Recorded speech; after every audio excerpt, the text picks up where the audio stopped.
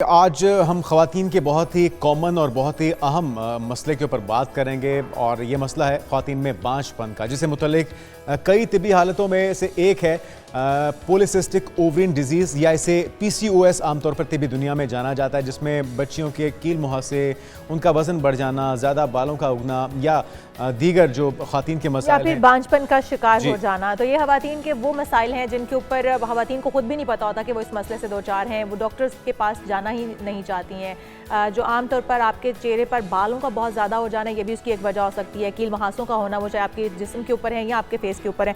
तो आज हम जानेंगे पॉलीसिस्टिक ओवरीन सिंड्रोम है क्या बेसिकली। हमारे साथ मौजूद हैं डॉक्टर यमुना चट्टा, माहिर ग़िज़ाइयत भी हैं। आप वेलकम टू शो कहेंगे डॉक्टर साहब आपको।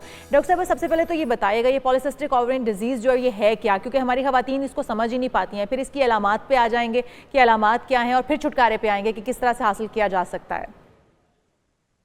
देखिए, पहले तो आपने ना इंट्रोडक्शन में बड़ी अच्छी बात कही कि इसमें एक मसला पता है क्या होता है कि जब बच्चों को पीरियड्स के मसाइल किसी भी तरह के होने शुरू होते हैं ना, तो पहला मसला ये आता है कि उनको पता ही बहुत देर से चलता है। ठीक है, हमारे यहाँ एजुकेशन प्रॉपर प्रोवाइड नहीं की जाती। मेरी मदर से गुजारिश है कि जब बच्चियां 13 साल 12 साल की हों, 14 साल की उम्र में आए, उस वक्त इनको उस टाइम सारी नॉलेज दी जाए कि भाई पीरियड्स क्यों होते हैं, इनका आपकी हेल्थ के लिए क्या बेनिफिट है, और किस तरह के अगर हो तो नॉर्मल है, किस तरह के अगर खराब हो कि किसको नॉर्मल पीरियड कहा जाता है, किसको नहीं नॉर्मल पीरियड कहा जाता है। इसकी इंफॉर्मेशन बच्चों को होना बहुत जरूरी है।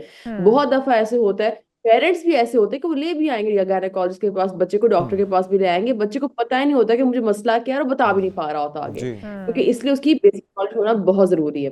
दूसरा, यहाँ पर इंट्रोडक्शन में एक बात की बांझपन, मैं जरूर एक बात कहना चाहूंगी। आज तो सोशल मीडिया में भी ना इसको PCOS को बांझपन से ना जो है वो मिलाना शुरू कर दिया। PCOS को मतलब बांझपन हर चीज नहीं है। इसकी अगर ट्रीटमेंट हो, अर्ली पकड़ लो इसको, इसकी आप ट्रीटमेंट करते रहो। लोग मसला क्या करते हैं, इसकी ट्रीटमेंट बीच में छोड़ देते हैं। इसके असल में समझने वाली बात यह है कि अगर आपको एक दफा हो गया ना, ये आपके साथ रहना है 19-20 के फर्क से थ्रू आउट लाइफ। इसकी मैनेजमेंट है। ये ऐसे ही जैसे शुगर नहीं हो जाती, शुगर देखिए जब होती है तो खत्म तो ही ना होती। डॉक्टर हमेशा पेशेंट को ये कहता है कि आप जाएं, इसको अच्छा घर डॉक्टर साहब, जाएं। अब यही अमूमी तौर पे टाइम वालिदैन या ख़ास तौर पे माएँ ये समझती हैं कि ये तो होना ही है, क्योंकि हमारे साथ भी इस उम्र में या जिस वक्त वो बालिग़ी की उम्र में जा रही थी तो ये हुआ था, और ये रूटीन का मामला है। इसे रूटीन से हट के देखना और इसकी असल वजूहात को जानना कितना ज़रूरी है, और फिर क्या दवाइयों के ज़रिए इसमें बेहतरी लाई जा सकती है या रूटीन के ज़रिए, वो क्या क्या इकदाम हैं जिससे फिर बेहतरी लाई जाए?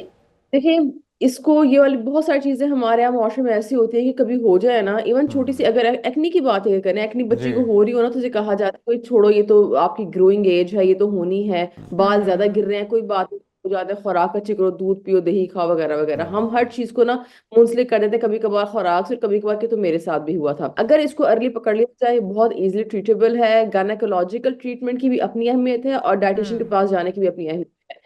गायनेकोलॉजिस्ट जो दवाइयां देगा आपको पीरियड्स रेगुलेशन के लिए देगा, क्योंकि अगर इसको आप अनट्रीटेड छोड़ दें तो बाद में ये कुछ तरह के कैंसर में भी तब्दील हो सकता है। कुछ लोग बिल्कुल ही ट्रीटमेंट नहीं कराते, पीरियड्स नहीं हो रहे छोड़ो, परा नहीं हो रहे तो वजन ही ज्यादा हो रहा है ना, एक्नी हो रही है, खैर है, तंग इतने आ जाते हैं, मेंटली फ्रस्ट्रेट हो जाते हैं, उनके सही ट्रीटमेंट पता नहीं होता। इसने सही सबसे अच्छा मैनेज तब होना है जब दवाइयों के साथ वजन कम करने पर भी फोकस करेंगे। अगर आप वजन कम नहीं कर रहे, राइट सप्लीमेंटेशन नहीं ले रहे, राइट दवाई नहीं ले रहे, या तीनों में से कोई एक काम कर छोड़े, आपका प्रॉपर जो ट्रीटमेंट है वो आपका नहीं हो पाएगा। इसलिए लोग तंग आके फिर इसको छोड़ देते हैं। तो फिर डॉक्टर यमुना किया क्या जाए, क्योंकि कहा जाता है कि PCOS जो है ये एक लाइफस्टाइल है जिसको आप तब्दील अपने को करें, अपने लाइफस्टाइल में बेहतरी लाएं तो आप ठीक हो सकते हैं। आपने कहा कि एक तो मेडिसिन हैं जो लेने से आप ठीक होते हैं, फिर उसके साथ ही आपको अपने न्यूट्रिशन के पास या डाइटिशियनिस्ट के पास जाना ज़रूरी है। तो क्या ऐसी डाइट्स हैं या फिर लाइफस्टाइल किस तरह से तब्दील किया जाए, क्या किया जाए कि इस मसले से निकला जा सके, अगर निकला नहीं जा सकता ओवरकम किया जा सके इस चीज़ को? देखिए, मैं 3 से 4 आपको आसान सी टिप्स देती हूँ, और मैं सबसे इम्पोर्टेंट ये आती है कि हम ना फिजिकली बहुत इनएक्टिव अवाम है। हम ठीक है, उतना ही चलते हैं जितना हमें बाथरूम जाने को हमारी टांगे संभाल बिल्कुल हो, या दुरुस्त। किचन में ट्रे ले ली। ठीक है, इवन खवातीन भी अक्सर कहती होती हैं कि ना हम घर के सारे काम खुद करते हैं, पर देखिए अगर आप किचन में खड़े हुए हैं और सारे काम खुद करें, आपकी मूवमेंट तो ज्यादा नहीं है ना, आप चूल्हे के आगे बस खड़े हो, ठीक है, या मैक्सिमम एक स्लैब से दूसरी स्लैब तक जा रहे हैं, इसको हम फिजिकली एक्टिव होना नहीं कहते। फिजिकल एक्टिविटी का मतलब है कम से कम अगर आपको स्मार्ट वॉच लगाए ना, तो आपके पूरे दिन के गिन के जो स्टेप्स है ना, वो कम से कम 10,000 से ऊपर होने चाहिए। 30 मिनट्स आपने वॉक लाजमी करनी। तो पहले आते हैं फिजिकल एक्टिविटी पे। पहली चीज ये बहुत दुरुस्त। जरूरी है ठीक है। वालों के लिए। दूसरा ये, आधी अवाम तो हमारी सोती ही नहीं है रात को, ठीक है। सर्दियों की छुट्टियां आ जाती हैं, रूटीन करते हैं, गर्मियों की छुट्टियां आती है, तबाही मच जाती है रूटीन की। वो ठीक करते हैं, सर्दी की छुट्टियां आती है, फिर तबाही मच जाती है रूटीन की। एज अ डायटिशियन मेरे पास ना ये दो ऐसे टाइमिंग्स होते हैं कि मुझे पेशेंट को सुलाने पे इतना कन्विंस करना पड़ता है। जब रमजान आ रहा है, रमजान में किसी ने नहीं सोना, ये बिल्कुल ना ऐसे। सोना भी एक अच्छा, ये और रूटीन तो रात आप बड़ी की दुरुस्त ना पूरी निशानदेही कर कर रही हैं डॉक्टर साहबा, लेकिन ये जंक फूड का इस्तेमाल करना, फिर ये ब्रायलर चिकन जो इस्तेमाल करते हैं हम, ये कितना नुकसानदेह है? नहीं देखिए, जंक फूड का इस्तेमाल तो जाहिर बात है नुकसानदेह है, क्योंकि जंक फूड में मसला ये होता है कि आप थोड़ी चीज खा के भी इतनी कैलोरीज ले बैठते हैं, और वो वहाँ पे वही मसला आता है कि वजन की ज्यादती पीसीओएस को और तबाह बर्बाद करती है। ये ठीक है। ब्रॉयलर चिकन पे मैं प्लीज कहूंगी, ये सोशल मीडिया पे भी बहुत इसके बारे में बात की गई है कि ब्रॉयलर चिकन रीजन है पीसीओएस का। ऐसा बिल्कुल नहीं है। पीसीओएस एक अच्छा। लाइफस्टाइल मैनेजमेंट का नाम हम्म। है। उसको आप अगर आप किसी एक फूड ग्रुप को या किसी एक चीज को नहीं कह सकते कि इसकी वजह से जो है मसला शुरू है, ऐसा नहीं है। लेकिन आप डाइट एतदाल से लें, चाहे फिर वो मटन है, बीफ है, चिकन है, वेजिटेबल्स हैं या फ्रूट्स हैं, अगर आप उनको एतदाल के साथ लिया जाए तो मेरे ख्याल में कोई भी नुकसानदेह नहीं है। तो आप क्या सजेस्ट कर रही थी? पहले पॉइंट पे आपने कहा कि आप वर्कआउट करें, उसके बाद आपको क्या करना होगा सेकंड पॉइंट पे? पहले पॉइंट पे है कि फिजिकल एक्टिविटी अपनी इंप्रूव करें। दूसरे पॉइंट मैंने कहा कि टाइम से सोएं। तीसरे ठीक पॉइंट है। पे ये प्लीज खाने के टाइमिंग्स फिक्स करें। पीसीओएस वालों को ना एक अच्छा। बड़ा मसला होता है। पीसीओएस में हम ना डाइटिशियन और गायनेकोलॉजिस्ट दोनों ना बेसिकली ये करा रहे होते हैं कि किसी तरह इंसुलिन रेजिस्टेंस ठीक हो जाए। ये अगर मैं इसको और आसान उर्दू में बताऊं, जिन लोगों को पीसीओएस होता है, वजन की ज्यादती होती है, कभी वो गौर करें उनको गर्दन के ना इर्द गिर्द मस्से नजर आना शुरू हो जाते हैं, या जहां भी दुरुस्त। हमारी स्किन फोल्ड होती है, स्किन फोल्ड्स पे मस्से बनते हैं उनको। बिल्कुल। गर्दन, अंडर आर्म्स और अंडर में काली लाइनें पड़ना शुरू हो जाती हैं। वजन ओके। ज्यादा हो रहा होता है, पेट स्टक होता है, क्रेविंग्स बहुत हो रही होती है। क्रेविंग्स का मसला के पीसीओएस वाले कंट्रोल कर सके, जी। डाइटिशियन करवा सके ना, तो यहाँ पे बड़ा इम्पैक्ट आता है।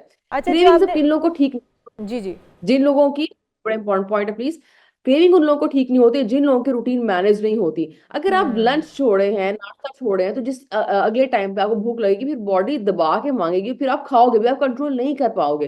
इसलिए प्लीज खाने के टाइम को मैनेज करें, और एक खाने से दूसरे खाने में 4 घंटे गैप की आदत डालने की कोशिश करें बॉडी को। ओके। जी अब बताइए। अच्छा, आपने ये जो 3 पॉइंट बताए हैं कि एक तो आप एक्सरसाइज करें, वर्कआउट करें, दूसरा आपने स्लीप पैटर्न को दुरुस्त करें, और फिर तीसरा ये है कि आप अपनी डाइट की टाइमिंग मैनेज करें, और फिर पोर्शन वाइज और 4 घंटे के गैप से आप खाएं। इसके अलावा अगर मेडिसिन की तरफ जाएं या ट्रीटमेंट की तरफ जाएं, तो हमें क्या कौन से टेस्ट करवा लेने चाहिए? क्योंकि हमारी आधे से ज़्यादा खवातीन पीसीओएस से इस वक्त गुजर रही हैं, उन्हें पता भी नहीं होगा, लेकिन वो इस मसले से गुजर रही हैं, और फिर आने वाले दिनों में, जिस तरह से आपने कहा कि बांझपन इसकी वजह तो नहीं हो सकता, लेकिन आने वाले दिनों में उनको मसाइल दरपेश होते हैं। तो क्या ट्रीटमेंट है जो कि किया जा सकता है इसके साथ? कोई टेस्ट हैं या क्या करना होगा खवातीन को? तो देखिए, पहली चीज तो ये कि घर में बैठ के ना पीसीओ समझने की कोशिश नहीं करनी, गायनेकोलॉजिस्ट के पास सबसे पहले लाजमी जाना है। बहुत दफा ऐसे होता है, आप यकीन करें कि ब्लड टेस्ट भी ठीक होते हैं और अल्ट्रासाउंड भी ठीक होता है, फिर भी पीसीओएस की अलामत होती हैं। इसलिए गायनेकोलॉजिस्ट या आपके डाइटिशियन जो है, ये दोनों मिलके आपका डायग्नोसिस किस तरह से आपका इशू चल रहा है, उसको कैसे ठीक करना है, बड़ा अच्छा कर सकते हैं।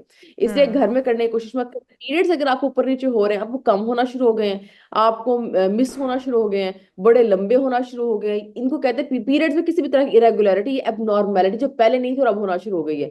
इस जब ऐसा हो, तो आप ब्लड टेस्ट करवाएं खुद से, या अल्ट्रासाउंड करवाने जाएं खुद से, आप गायनेकोलॉजिस्ट के पास चले जाएं, वो आपको और वो बिल्कुल आपको सही तरह बताएगा। अच्छा, ये जो 3-4 बताएगा। चीज़ें आपने बताई हैं, जिसमें सोने उठने की रूटीन है, डाइट है और टाइम टेबल, सारा कुछ मैनेज करना है, अगर ये सारी चीज़ें आप ठीक कर लेते हैं, फिर भी आपको विरासत में पीसीओएस का मसला मिला है, और आपके वालिदैन में, आपकी वालदा में था, तो उस सूरत में भी रूटीन ठीक करने से ये सारी चीज़ें ओवरकम इस पे किया जा सकता है, या फिर आपको स्पेशल कोई देखिए ट्रीटमेंट बहुत या सारे मेडिकेशन केस की में ज़रूरत ठीक होगी? हो जाता है। नहीं देखिए, बहुत सारे केस में ठीक हो जाता है गायनेकोलॉजिस्ट की मदद से ना। इसकी कुछ कुछ ट्रीटमेंट्स होती हैं, अगर आप कंसीव नहीं कर पा रहे हो तो इसी कुछ ट्रीटमेंट्स होती हैं, कुछ दवाइयां होती हैं, वो लेते हैं, ओवेरियन हेल्थ बेहतर करते हैं, साथ डाइट वगैरह चल रही होती है, बड़ी चीजें इकट्ठे मिलकर जो है कंसीव करवा सकती हैं, या पीसीओ का आपका बेहतर करवा सकते हैं। क्योंकि बेसिकली खवातीन का मसला ये होता है कि बच्ची जब मेरी शादी होगी, माएँ क्या कहती हैं, जब शादी होगी तब कंसीव करने का मसला होगा, बांझपन या बच्ची कभी बच्चा ही ना पैदा कर पाए, कंसीव ही ना कर पाए, ऐसा नहीं होता। अभी कल ही मैंने अपने इंस्टा पे स्टोरी लगाई थी, मेरी एक पेशेंट ने 14 साल बाद, पहली औलाद 14 साल बाद कंसीव किया, बहुत पुराना पीसीओएस था। तो अगर उनका हो सकता है ना, तो उसका भी हो सकता है। बात तो है ये वो किस डट के एज में लगी हो रही, जाता है डॉक्टर यमुना? किस एज से आपको आती रही है। पीसीओएस हो जाता है? किसी भी एज आपको पहला बच्चा होने के बाद भी हो सकता है, आपको ठीक है। 3-4 बच्चे होने के बाद भी हो सकता है, आपको बिल्कुल और आपको छोटी शादी से 13-14 पहले साल भी की हो उम्र में हो सकता है। सकता है, शादी से पहले भी हो सकता है, बाद में भी हो सकता है, बच्चे पैदा करने के बाद भी हो सकता है, ओके, किसी भी एज में हो सकता है। ठीक हो गया। तो इसका इलाज जी जो है वो यही है कि आप अपने आप को वर्कआउट और अपनी चीज़ें बेहतर करें, अपना जो रूटीन है, लाइफ स्टाइल है, उसको तब्दील करें, और साथ साथ आप मेडिकेशन भी इसके लिए अपने डॉक्टर की एडवाइस के मुताबिक, जो कि गायनेकोलॉजिस्ट से आपने कहा कि पहले मिलें जाके, और उसके बाद फिर वो जो एडवाइस करें वो आप लें। अगर आपके चेहरे पर बाल आ गए हैं, उससे पहले कील मुहासे शुरू हो चुके हुए हैं जो कि इसी की एक वजह से बने हैं, तो क्या जब आप मेडिकेशन अपनी स्टार्ट करेंगे आपका स्लीप पैटर्न या आपका रूटीन एक ठीक होनी शुरू हो जाएगी, तो ये खुद ब खुद ठीक होने शुरू हो जाएंगे, या फिर इसकी भी फिर बाद में आपको ट्रीटमेंट लेनी पड़ेगी? जैसे बाल फेस पर बहुत ज़्यादा बढ़ रहे हैं या बॉडी पर बढ़ रहे हैं या कील मुहासे आपको हो रहे हैं, वजन बढ़ रहा है, तो ये खुद ब खुद सारी चीज़ें साथ ठीक होती जाएंगी या अलग से ट्रीटमेंट दरकार होगी? देखें, ये हार्मोनल इम्बैलेंस ने चीजें कराई, ये चीजें एक्नी, जरूरत से ज्यादा एक्नी होना है, ठीक है। जरूरत से ज्यादा बाल गिरना है, चीजें बाल आने नॉर्मल नहीं है, ये आपके हार्मोनल इम्बैलेंस ने ही मसला कराया। और जैसे जैसे आप अपनी इंसुलिन रेजिस्टेंस पे काम करोगे, आप अपनी लाइफस्टाइल ठीक करोगे, चीजें ठीक होंगी, वजन कम होगा, ऑटोमेटिकली आगे मसले खुद ही बैठना शुरू हो जाएंगे। बहुत शुक्रिया। शुक्रिया। डॉक्टर यमुना चट्टा हमारे साथ मौजूद थे, माहिर ग़िज़ाइयत, जो एक पॉलीसिस्टिक ओवरिन डिजीज़ है, इसके हवाले से हम आपको अवेयरनेस दे रहे थे कि किस तरीके से आप इससे छुटकारा हासिल कर सकते हैं। आप अपना स्लीप पैटर्न, अपनी डाइट और साथ ही साथ जो है वो अपनी एक्सरसाइज लाजमी रखें ताकि आप इन चीज़ों से बच सकें। इन अलामात में अगर कुछ भी जाहिर हो तो खुद से तजुर्बा करने के बजाय सबसे पहले स्पेशलिस्ट डॉक्टर से, गायनेकोलॉजिस्ट से रब्ता कीजिए और सही इलाज के ऊपर अमल कीजिए।